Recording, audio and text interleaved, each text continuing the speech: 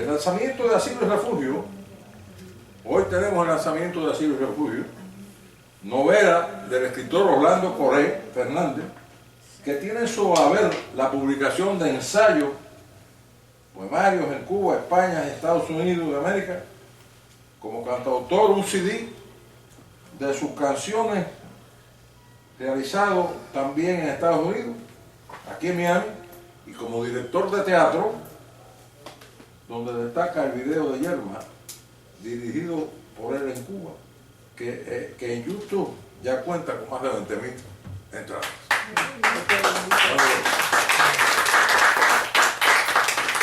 En relación con Asilo y Refugio, si la novela, por definición, es una obra literaria en prosa, en la que se narra una acción fingida en todo o en parte y cuyo fin es causar placer estético a los lectores, tengo la certeza de que esta obra dará mucho que hablar, pues creo que la misma no solo cumple su cometido, sino que además lo sobrepasa.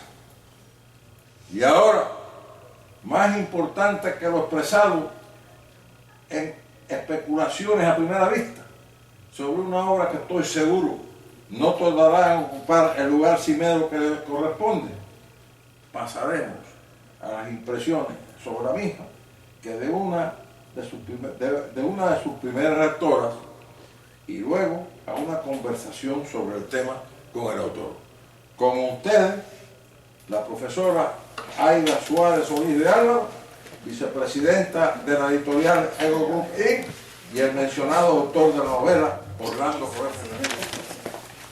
Cuando leo un libro que me atrapa, suelo escribir notas al margen del mismo. Hoy quisiera compartir con ustedes mis impresiones sobre Asilo y Refugio. Yo quería haber puesto esto de manera que lo vean. Al comenzar a leer Asilo y Refugio del escritor Orlando Coré Fernández, uno se siente de inmediato cautivo con los temas históricos, sociales, políticos y con su erotismo. Los temas son tratados con exquisito manejo del idioma. El autor escribe para revivir aquello en que ha creído, regocijarse ante sus aciertos y sacar lecciones de sus errores. El misticismo, la espiritualidad del autor son exquisitamente manifestados. Reflejados a lo largo de sus evocaciones, el autor manifiesta su amor hacia la familia, su veneración hacia nuestro apóstol Martín. El respeto hacia toda manifestación del arte está explícito en la obra. Su admiración hacia Lezama, Sarduí, Manrique, Gaudí.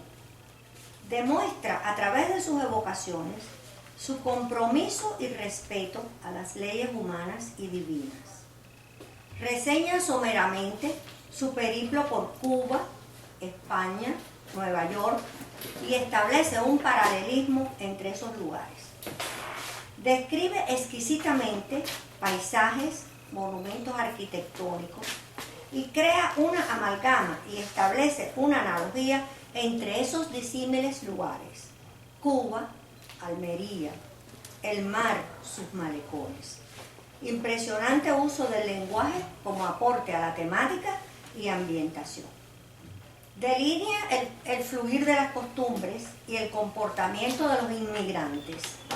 Detalla de una forma peculiar y expresiva las actividades de ese grupo de inmigrantes y los problemas que plantea su convivencia e interacción. Expresa emociones que se derivan del comedimiento social, la solidaridad humana, el respeto al orden divino superior.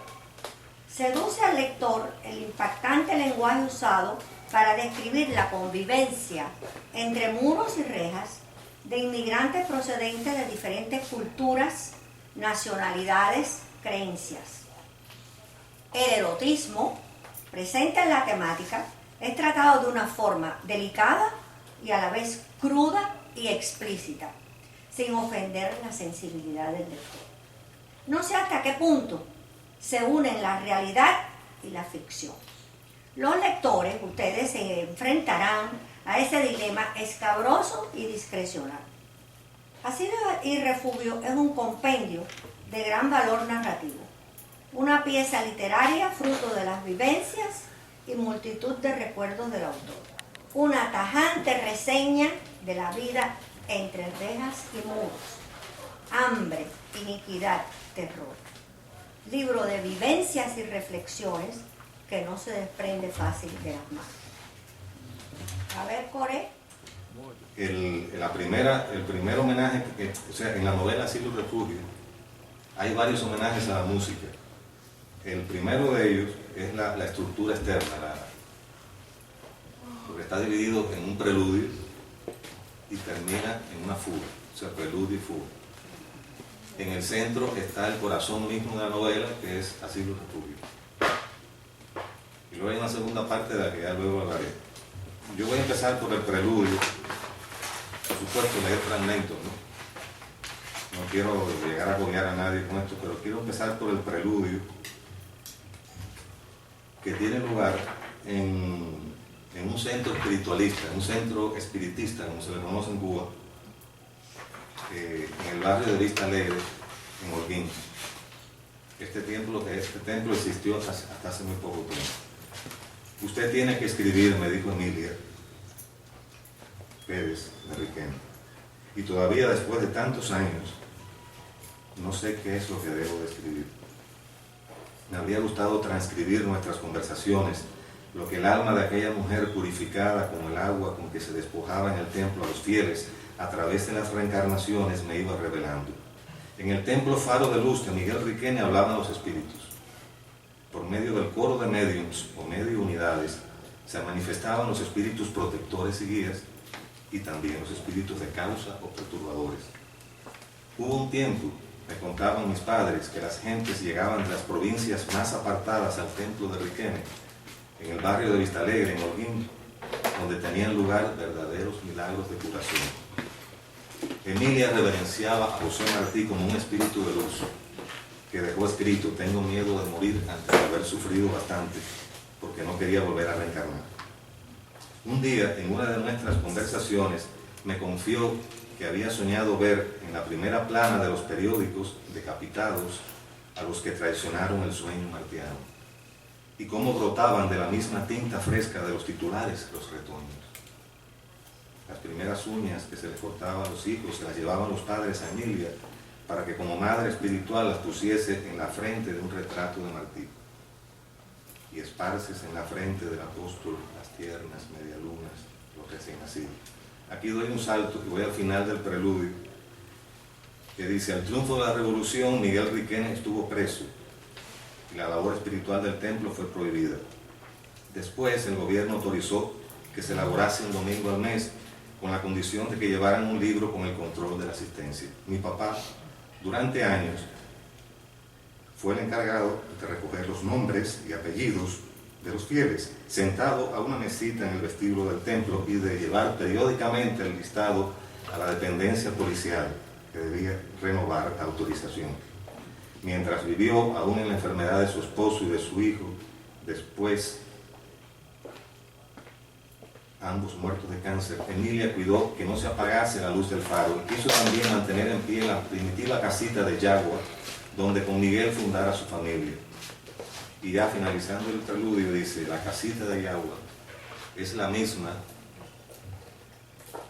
de la incumplida profecía del poeta. Respondedme, ¿está recién sacudida y recién nacida la casa de la Libi? La casa que siempre ofrece la cara de una columna de hierbas y de humo. En esa impoluta pobreza, en la sencilla nobleza de esa espiritualidad, se funde el alma de nuestra nación, de la patria martiana. Emilia me había enseñado que existen distintos tipos de mediunidades, y yo pensé que la mía iba a seguir revelándose a través de los sueños. Ahora, en cambio, ella misma me decía que debía escribir. ¿Era esto lo que tenía que escribir? ¿Quién me dicta este libro? ¿Cuál de los espíritus me impele a hacerlo? En una ciudad de Castilla, bautizada por los árabes Río de Piedras, cuando la helada desde las escaleras del Palacio del Infantado iba vistiendo con armadura del doncel ahogado la alta noche, anoté lo que ahora comprendo era el exergo de esta historia. Han echado suerte por mí. ¿Quién ganará? Así termina el preludio. Bienvenida a la poeta. La poeta, nombre. Estela. Estela, perdón. Gracias. Y entonces comienza con un preludio y termina con una fuga. Voy a leer de esa fuga, de ese final, voy a leer, que como decía Gastón, es como un flujo. Yo pienso que no llega a ser como James Joyce. Bueno, me da pena compararme con James Joyce, ¿no? Pero es como un flujo, es como una coda musical donde confluyen todos los temas de la novela. Es como un resumen que se hace en esa gran coda final, ¿no? Y en esa fuga, yo voy a leer el final porque, para que tengan una idea.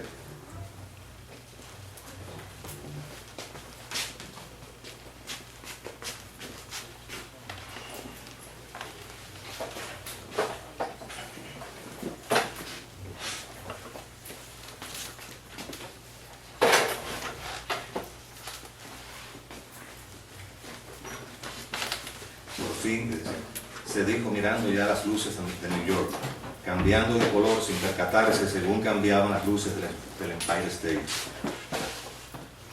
En el ápice de cuya aguja se había venido a posar. Por fin he conocido una gran ciudad, pensó, donde todo es posible, hasta asistir a la construcción en el mismo medioevo de una catedral gótica, Saint John de Divine, y sintió el tiempo no como un déjà vu, sino en la misteriosa y maravillosa cualidad del devenir. Por fin supo que se había deshecho la insidiosa profecía de Cavafis: no hallarás nuevas tierras, no hallarás nuevos mares. Y con esa inusitada sensación de libertad echó a volar. Bajó al sur hasta los Everglades y se estremeció solo de ver reflejada desde la altura su imagen en aquella parodia del Edén, jardín infernal, eterno fangar habitado por cocodrilos y pitones, primorosamente engastados en oro, en plata y en otros preciosos metales, para su protección y conservación. Encarnaciones del mal sobre un espléndido fondo art déco. Desde las alturas se vio por última vez hasta dentro de 72.000 años, surcando aquel espejo terrible, y lloró. Lloró de miedo, como al despertar de aquella pesadilla en que los cuerpos achicharrados seguían copulando sin descanso, y pidió a Dios que le liberase de la obsesión de poseer aquella alma y aquel cuerpo prohibido y de ser poseído, y fue liberado, y supo que su alma ya estaba salvada. Después de volver a soñar, esa vez con el rostro, no sabía si del espíritu perturbador, y decidió vencerlo con la comunión, el cuerpo y la sangre de Cristo, desde las manos consagradas de su amigo amado. Por ahora debía concluir, pero antes de llegar a la meta, no quería utilizar la palabra final, tenía que pasar por el mar de los Sargazos, la zona a donde se puede llegar conducido por un guía especial, por un stalker. Invocó a su espíritu protector y guía y comenzó a recordar. Como por arte de encantamiento, el país de los Sargazos se transfiguró en un cañaveral. En vez de cañas de azúcar, cuerpos sin rostro enraizados por los pies o las manos, metamorfoseándose, aún supurando miel o sudor o semen o sangre bajo el sol del mediodía, poniendo al rojo el filo de las hojas y los pelos de punta. Vio su juventud con las manos abiertas como bocas heridas, gritando de dolor en medio de las cañas, gritando de dolor para que su cabeza no estallara y viniera a parar en un mazo de hierba de Guinea diabólicamente enredada en los pies o las manos o las raíces de las cañas o en un culo de lán con una inscripción en chino. Vio los campos ardiendo sin consuelo, sin nadie a quien fusilar, sin una nube en el cielo. Y pasó entre el humo y las llamas casi al borde de la carretera que lo conducía a la funeraria.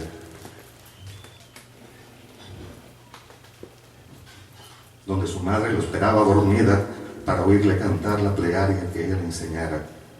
Virgen de la Caridad, patrona de los cubanos, a ti imploramos piedad.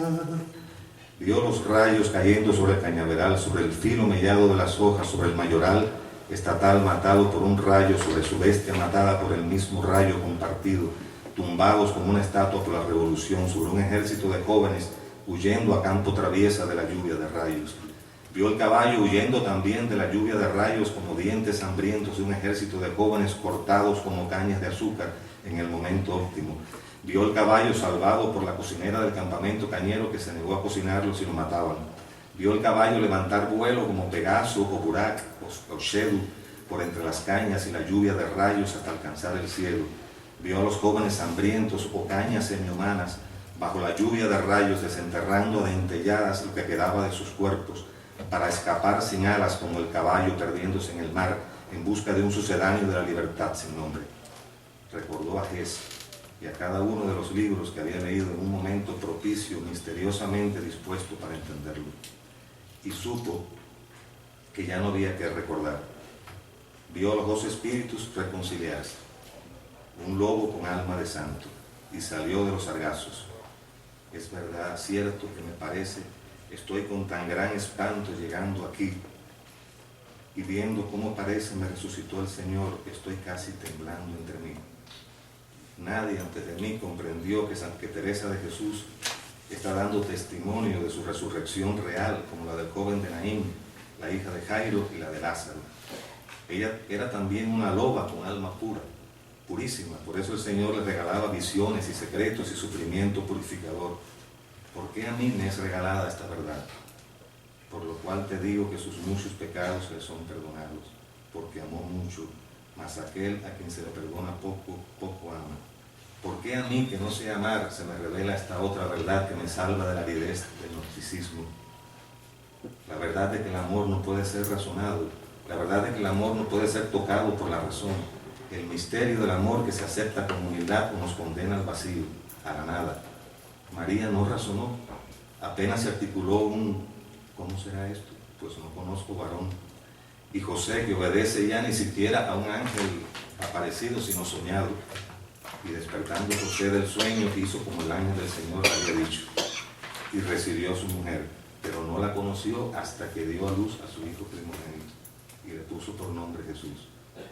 Amor que da el sí, que acepta y que libera del laberinto borgiano, que Dios detrás de Dios la trama empieza, el triunfo del amor.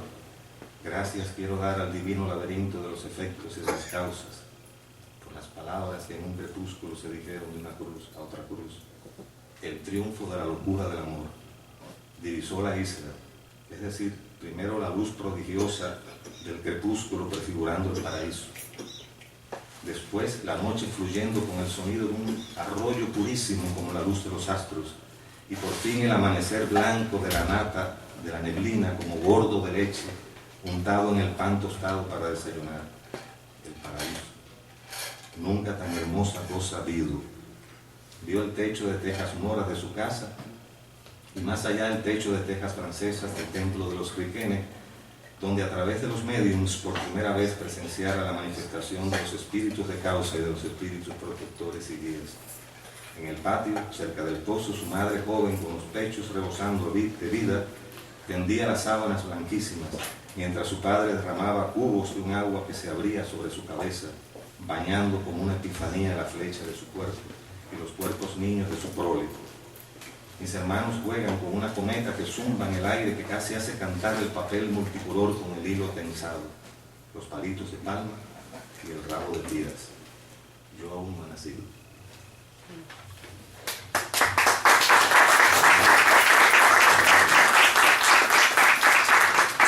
Bueno, así he leído un fragmento del preludio y de la fuga, ¿no? Pero ¿qué es lo que pasa en la novela? En lo que es el centro, ¿no? Pues bueno, pasan muchísimas cosas que no puedo resumir todas en esta tarde, ¿no? En este rato. Es un